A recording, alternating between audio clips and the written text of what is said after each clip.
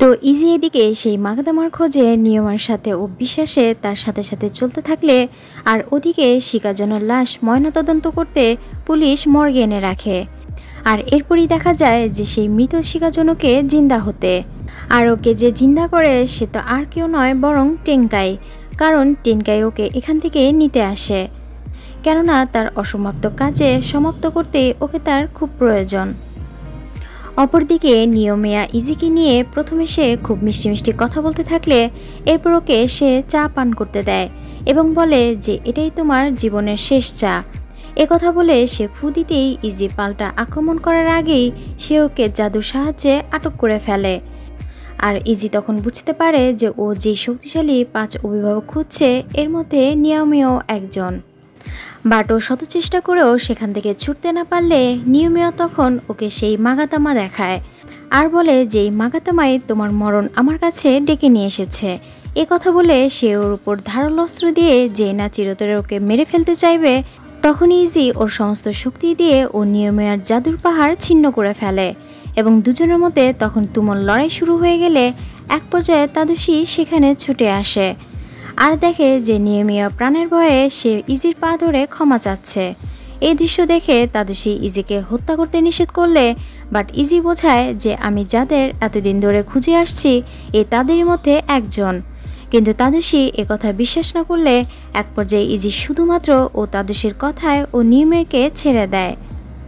এরপর তাদুশি বলে যে কেন তুমি আমার নিষেধ থাকা সত্ত্বেও এসব খুন খারাপি আবারও করছো। তখন ইজি বলে যে তোমাকে আমি আগেই বলেছি আমার ভাই এবং সঙ্গীতের মুক্ত করতে আমার এই 5 অভিভাবকের মস্তকের প্রয়োজন, তাই আমি তোমার কথা রাখতে পারবো না। তখন ইজি বলে যে তুমি যদি আমাকে সাহায্য করতেই না পারো তবে কেন আমাকে পৃথিবীতে ডেকে আনলে। এ কথায় তাদুশি বলে যে আমি কখনই চাইনি আমি যাকে ভালোবাসবো সে আমার বিরুদ্ধে কখনো যাবে আর এভাবে সে মানুষ হত্যা করবে। তো এভাবে অনেক তর্ক বিতর্ক পর দুজন দুজনাকে না বোঝায় দুজনে এতে কষ্ট পায় এবং সবকিছু এখানেই শেষ বলে ইজি তাদুশিকে ঘুম পাড়িয়ে ও সেখান থেকে চলে যায়। পরের দিন সকালে তাদুশির বাবা বাসা থেকে সে এই খবর পায় যে তার ছেলের রাত থেকে সকাল পর্যন্ত এখনও বাসায় ফেরেনি, যার ফলে সে এই নিয়ে দুশ্চিন্তায় থাকলে তখনই হঠাৎ সিজুকি এই খবর নিয়ে আসে যে মর্গ থেকে শিকাজনের লাশ গায়েব হয়ে গেছে।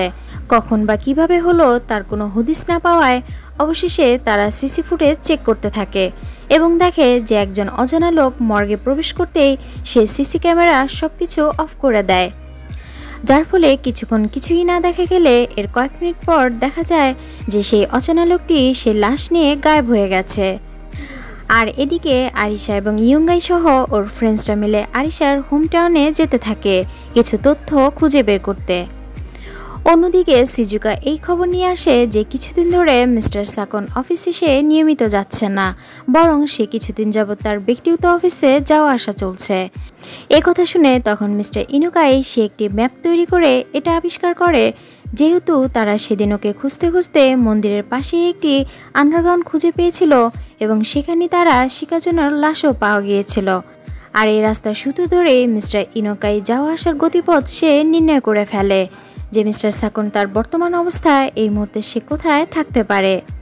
আর এই ইনভেস্টিগেশন ফলো করেই সবাই তখন সেখানেই ছুটে যায়। আর এদিকে সাকন সে টেনকার কাছে এলে এটা জানতে পারে যে হায়াতের পরে এবারেজি ও নিউয়ের মাথা শিরচ্ছেদ করেছে। এ কথা শুনে তখন সাকন বেশ অবাক হয়ে যায় এবং সে কিছুটা নড়ে চড়ে বসে।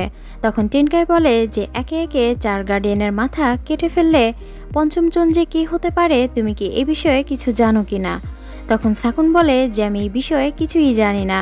আর তখনই টেনকাই বলে যে 500 বছর আগে এই 5 অভিভাবকের মধ্যে চেয়ারপারসন গুরুমারু সে তার শক্তিকে পৃথিবীতে এই অস্তিত্ব ছড়িয়ে দিতে সে গোপনে তার অর্ধেক শক্তি সে একটি শিশুর সাথে শেয়ার করে দেয়, কিন্তু সেই শিশুটিকে আমরা এখনো পর্যন্ত জানি না। তখন সাকুন বলে যে এখন তবে আমরা কিভাবে এই ইয়োকাই বংশের ইজিট থেকে বাঁচব। উত্তরে টেনকাই বলে যে ওকে মারার জন্য আমার কাছে এক নতুন প্ল্যানিং রয়েছে। আর এদিকে মিস্টার ইয়োকাই সে ম্যাপ অনুযায়ী ওই জায়গায় চলে আসে তারা যেখানটায় তাদুশি এখনও অজ্ঞান অবস্থায় পড়ে আছে। আর ওদিকে টেনকাই ইজিকে শেষ করতে তার জাদুর সাহায্যে সে তার মৃত সাঙ্গপাঙ্গকে আবারও জিন্দা করে। যাতে তার দল এই লড়াইয়ের জন্য আরও ভারী হয়। অন্যদিকে তাদুশির বাবা এসে তার ছেলেকে এই অবস্থায় পড়ে থাকতে দেখে, এমনকি ওর পাশে মস্তকবিহীন লাশ পড়ে থাকতে দেখে সে যতটা না অবাক হয় তার থেকে বেশি ভয় পায় তাদুশি, যে এখন এই হত্যার সমস্ত দায়ভার ওর উপরে সেই চাপাবে। এরপর তাদুশিকে নিয়ে আনা হলে একের পর এক মৃত লাশ ওর সাথে সম্পৃক্ত হওয়ায় এই বিষয়ে তখন ওকে অনেক জিজ্ঞাসাবাদ করা হয়, যে কেন ও সব সত্য জানা সত্ত্বেও তাদের কাছে হাইড করে এসেছে, এবং বারংবার ও কেন মিথ্যে বলেছে যে ও সেবের কিছুই জানে না। কিন্তু এত কিছু জিজ্ঞাসা করেও এবারও তাদুশি চুপ থাকলে তখন তাদুশির বাবা বাহিরে এসে সে তার সহকর্মীকে বলে এবার সে একাই তার ছেলের সাথে কথা বলবে। আর এদিকে টেনকাই তার জম্বি সাঙ্গপাঙ্গদের আদেশ দিয়ে রাখে যে যখনই সে ওদের হুকুম করবে তখনই ওদের কাজে লেগে পড়তে হবে। এবং অন্যদিকে শিকাজনকে সে এই আদেশও দেয় যে এখনই ইজির বয়ফ্রেন্ড, এমনকি ওর বন্ধুরা ঠিক এই মুহূর্তে কোথায় আছে তাদের ঠিকানা বের করতে। আর এই জন্য ওকে ট্র্যাক করতে বললে তখন শিকাজনও জানায় যে ওর কাজ শেষে ও তখন ইজিকে খুঁজে বের করবে এবং ও ইজিকে বিয়ে করবে, কারণ ও অনেক আগে থেকে ইজিকে ভালোবাসে।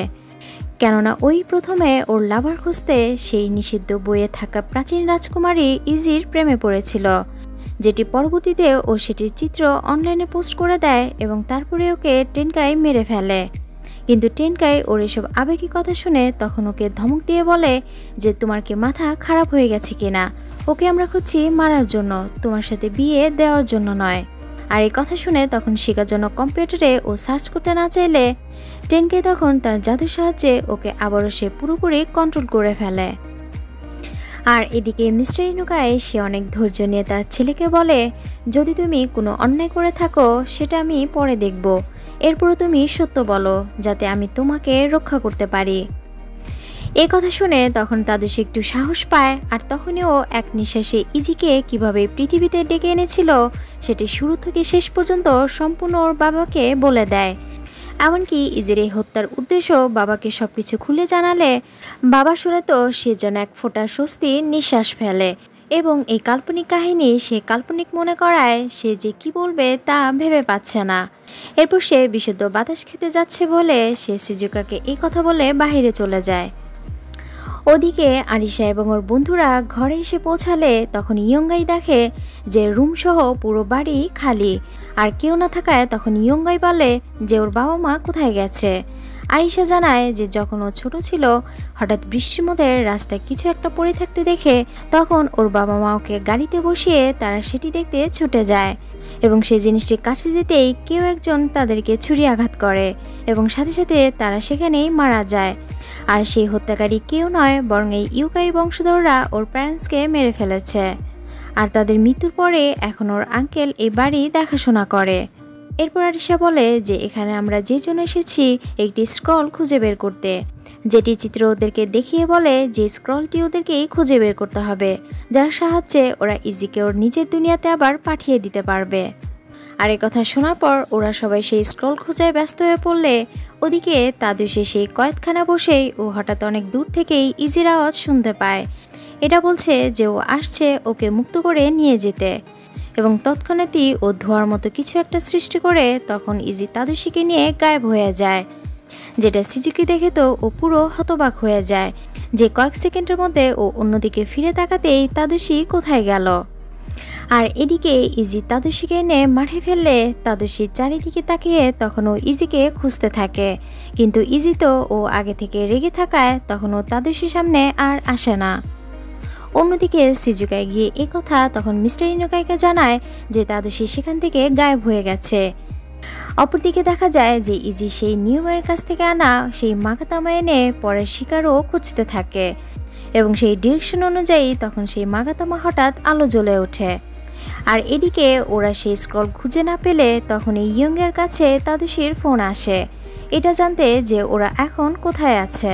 কিন্তু ইয়ঙ্গাই ও ওই দিনের আলাদা হওয়ার পর থেকেই ও তাদুশির উপর অভিমান করায় তখন ও তাদুশিকে ঠিকানা দিতে চায় না, কিন্তু কথা পাশ থেকে বান্ধবী শুনে ফেলায় তখনও তাদুশিকে ঠিকানা জানালে তাদুশি জানায় ও এখনই ওদের কাছে আসছে।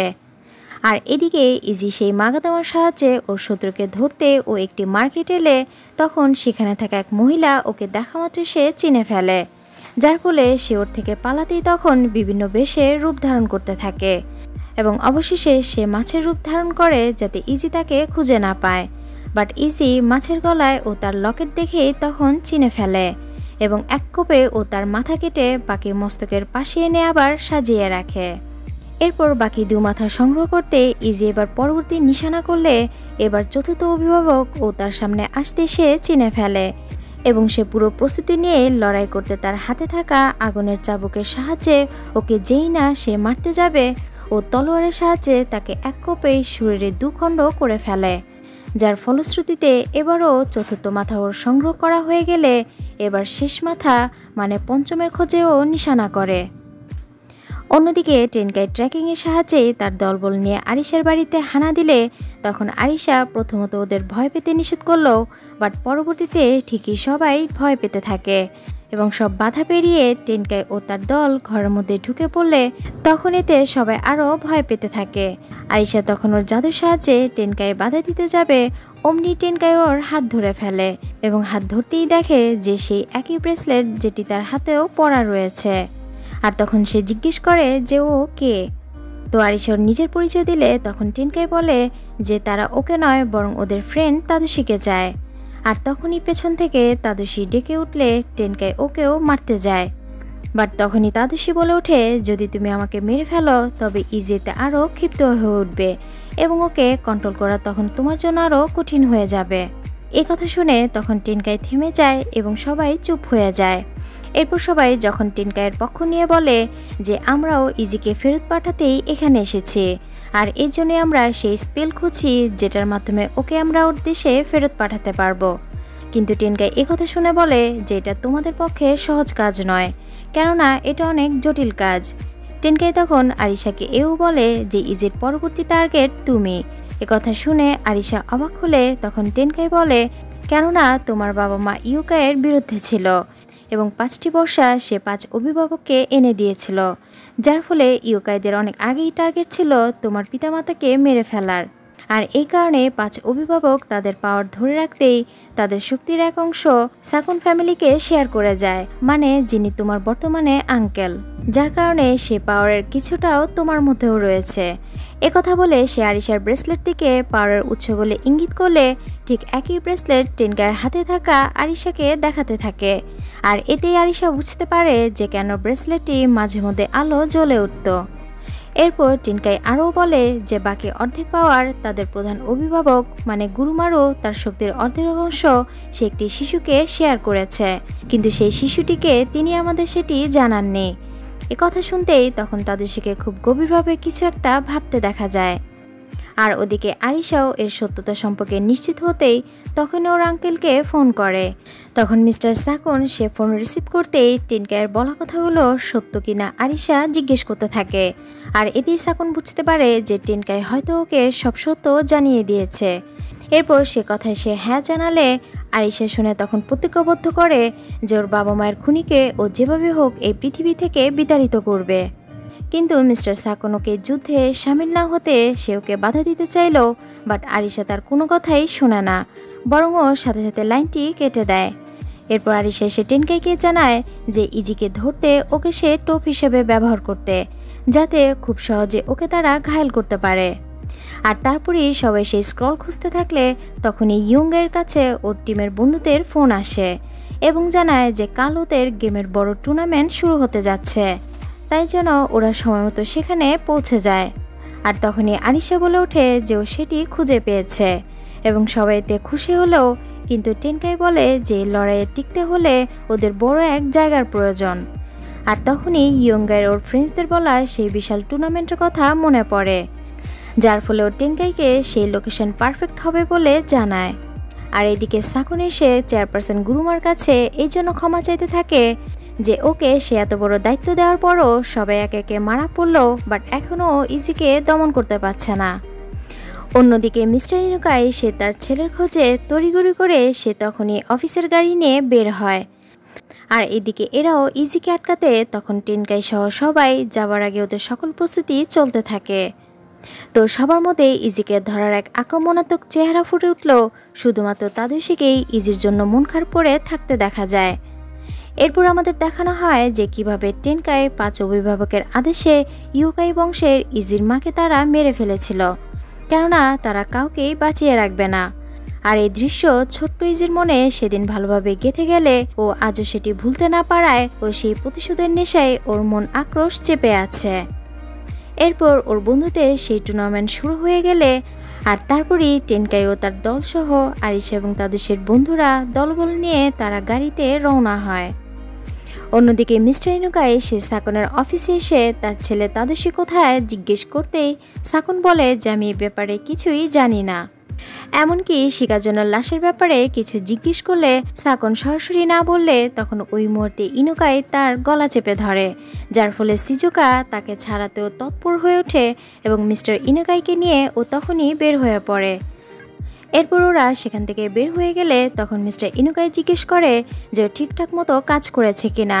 সিজুকা ইয়েস বললে এরপর আমাদের দেখানো হয় যে যখন দুজনের মধ্যে ধস্তাধস্তি চলছিল তখন সিজুকা গোপনে সাকনের কোটেও একটি জিপিএস ঢুকিয়ে দেয়, যাতে সে কোথায় যায় ওরা তাকে ট্র্যাক করতে পারে।